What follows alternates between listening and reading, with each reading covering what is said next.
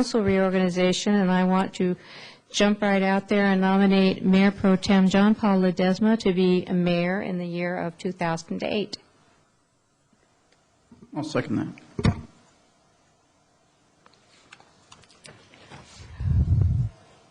Okay, we're going to have a discussion here? Okay. Well, I put a request in to speak.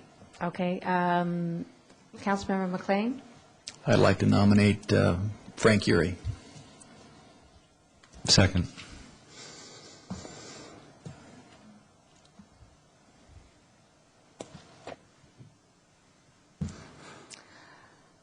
Well, I guess we're going to take Mayor Pro Tem Ledesma first, and Well, let's go ahead and do the discussion. well, how do we discussion? Okay, Lance McLean has his light up.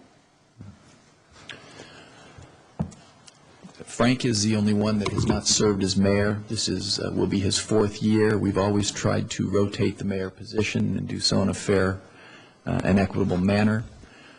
He has served as mayor pro tem before, and I'm just saying to honor a time-honored tradition and practice here in Mission Viejo in making sure that all of our council members get an opportunity to serve. Thank you, Councilmember Urey. Thank you. One of the things that we do when we sign up to run for office is we trust the voters to put us with people that we work with and that we have to go through the highs and lows with. And as part of that, what interactions happen among the 5 of us really pretty much doesn't concern them too much. But I want to get to a different issue, kind of talking a little bit about past traditions and what we've done in the past. Back in 1998, John Paul got elected, and he was in a minority. And as he went through that process, he basically had to wait a couple years for Gail to get on to become an ally. And as they discussed it, as the years went by, every year during the reorganization, the discussion came up, it's only fair to rotate, it's only fair to rotate, it's only fair to rotate. And as part of that discussion, the integrity part of it comes in, because you have a discussion where rotation is utilized as a public message saying this is what's fair. It's not, we need to rotate this if he votes my way, if he doesn't vote my way, if he does this or he does that. It's, we need to rotate the position. So back in 2004, 2004, Trish and Lance got on, or 2002, Trish and Lance got on, also advocating the goal of rotating the position. And as I said, during the campaign, talking about it, rotating the position. In fact, I think I've got some notes in here that Gail said something like in 2001 that by virtue of being elected, that you basically have an ability to serve as mayor. So now it comes down to, is this discussion regarding rotating simply a measure of convenience, or is it a measure of an actual goal, a vision, a direction, a belief, an ethic? And I think that's what it comes down to now for us. We're now going through the process where council members are going through their 2nd iteration of serving as mayor.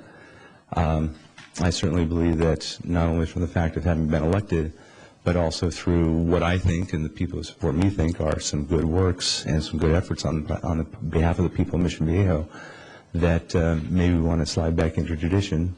And I certainly would like to take a shot at it and see if I can do my small part to promote things as mayor and utilize the talents that I have and give it a shot out there, talking with other municipalities, other agencies.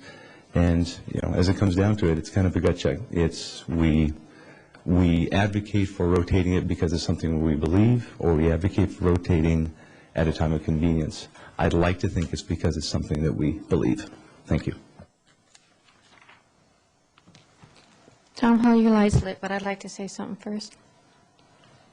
I didn't put my light on.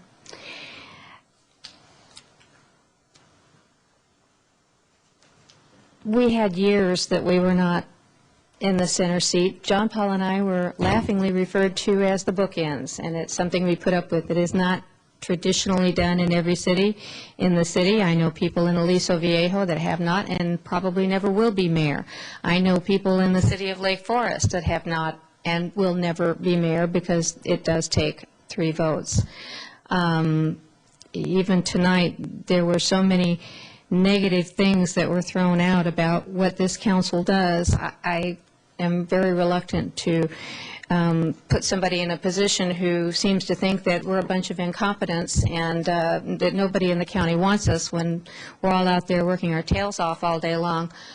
And I would also hope that whoever is in the mayor's seat this next year shows up at every single event that there is. And I have not had that experience with at least one member on the city council, and I think that's a very important function. This is, there's 2 meetings a month, but if you look at our events that we've gone to and things in the city, we're very visible. It's not just ribbon cuttings, official events. I know that Lance McLean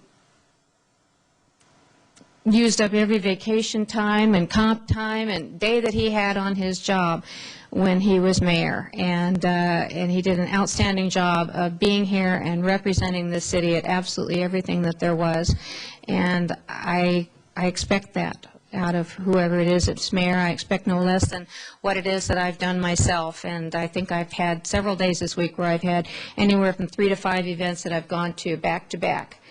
And I haven't seen a lot of people in the city council at them, so it's not a right, and it's not a matter that it is a convenience. All I can say is that 2 years ago, Mr. Uri worked very hard to get rid of 3 members on the city council, and I would expect no less of him on the next election. So there is a certain amount of respect and camaraderie that has to go on, and I think that part of that has to be earned.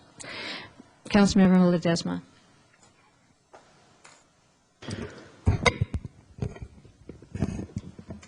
Well, thank you. I appreciate that. Certainly, you know, some of the other arguments from the opposition here have some merit. I can't deny that, but I don't see there's anything wrong with having a person wait till their second term to serve as mayor. Certainly, I had that opportunity, and actually, on a more serious note, actually, I logically would have been mayor in 2007 here, but chose not to step into that position largely due to time constraints. Being fully aware of the amount of time that you have to take off during the day, oftentimes during the week. So that was probably my biggest single factor for not wanting to do so on a personal note. And when it comes to Councilman Uri, being quite honest, I simply don't trust him. I think when you have politics outside of this area that's based on facts versus innuendo and false accusations, that's 2 different things. So that's how I feel about that. And certainly the person as mayor oftentimes speaks for the city. Councilmember Uri. Oh, sure, we got to take another crack at this one. It's good to get the clarification that the rotation starts in the second term. I didn't know that's kind of what everybody's talking about during those points in time. But I also think a couple of things. When it comes to trust as far as placing somebody in the office, that's up to the voters.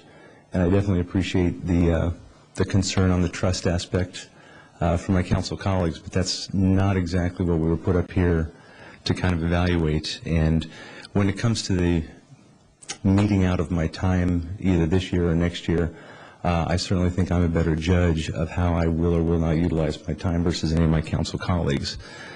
You know, I didn't think we were going to go in the direction of talking about last year, and the fact that we did, that's fine, because while we're talking about how the campaign went and everything like that, there's this, 10,000-pound moose on the table.